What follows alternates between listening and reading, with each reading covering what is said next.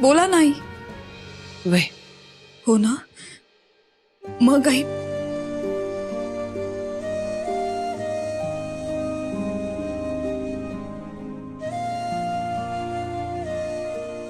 आई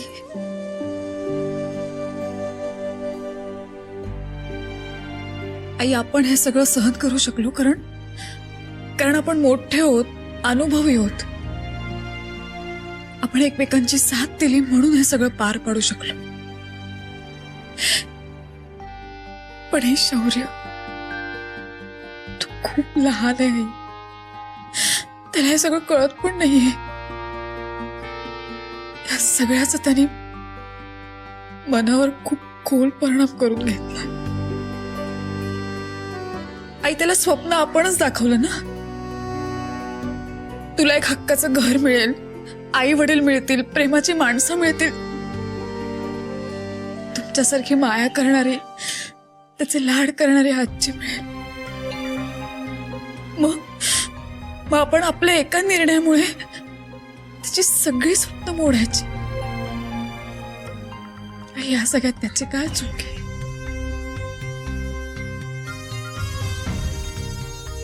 त्याला असं वाऱ्यावर नाही सोडू शकत नाही.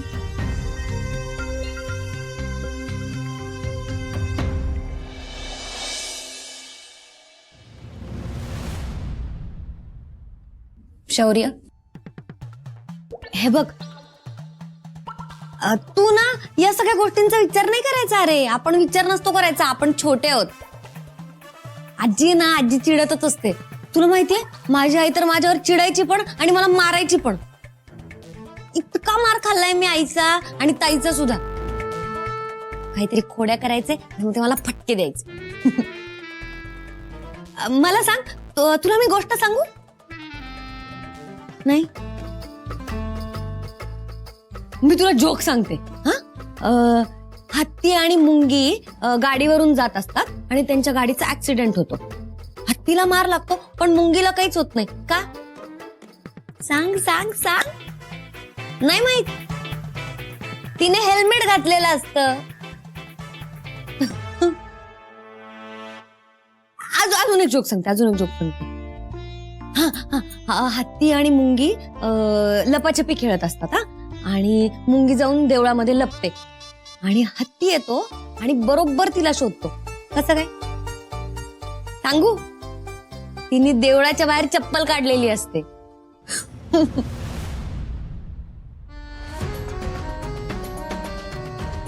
मला सांग ना, तुला काही बोलायचंय माझ्याशी? आपण गप्पा मारायच्या आहेत छान.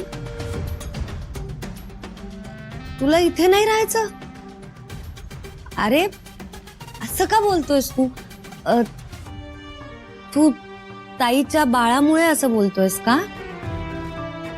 शौर्य, अरे तू हा विचार कर ना की तू जर इथे थांबलास तर त्या बाळाला एक मोठा भाऊ असेल, हो की नाही? मग तू त्याचे खूप लाड करशील, जसे आम्ही तुझे लाड करतो तसे, हो की नाही? आपण एक गेम खेळायचा, मस्त खेळायला जाऊयात. चल.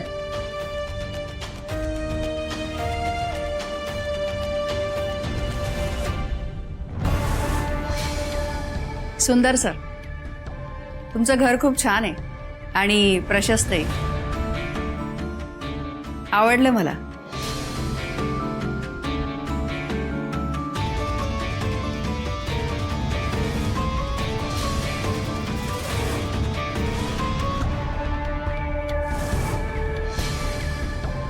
शौर्यने जर यांना पाहिलं आणि त्यांना सांगितलं की त्याला इथे राहायचं नाहीये तर जीजू आणि ताई त्याला कधीच दत्तक नाही घेऊ शकणार.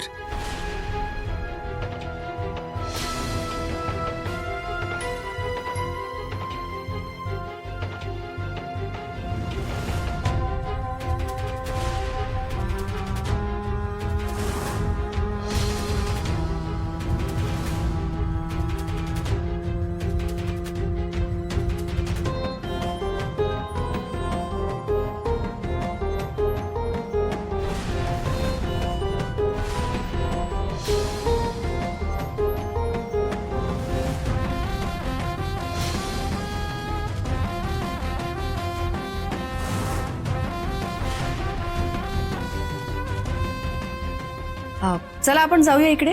नाही नाही हा इथं इथं समजांच्या खोल्या आहेत. या इथं या. बर.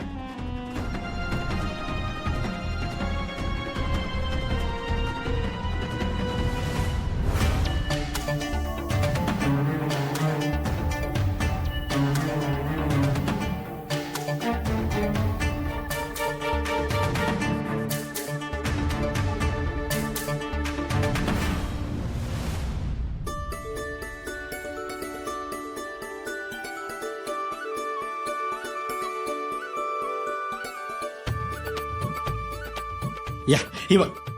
अरे बापरे, ह्यो शौर्य आहे ना, अभ्यास करतो खेळतो समजा इथंच ठेवतोय बघा.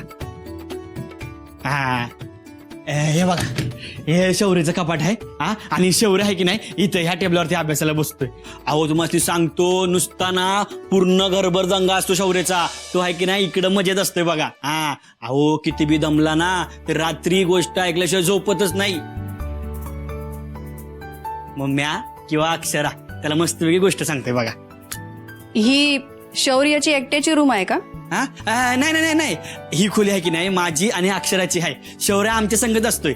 असं काय आहे, शौर्याची जबाबदारी आता पूर्णपणे आमची आहे असं अक्षराचं म्हणणं आहे आणि ते मलाही पटलंय बघा. गुड. तुम्ही तुमचा पर्सनल वेळ शौर्यासाठी देता हे ऐकून खरंच खूप बरं वाटलं.